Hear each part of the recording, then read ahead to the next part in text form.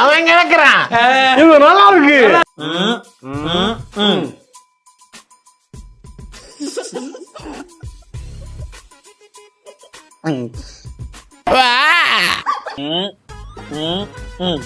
என்னடா மூஞ்சி இது?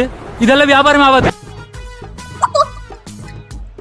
நான் வியாபாரம் ஆக மாட்டேன். உனக்கு என்ன தெரிகிறது?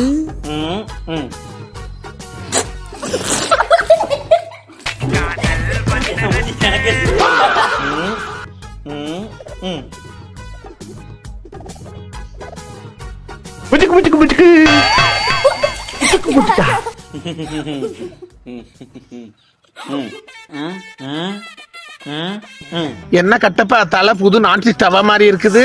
எந்த ஒரு மொட்டை எனக்கு எங்க லட்டு? ஒன்னு பிளீஸ்ரா.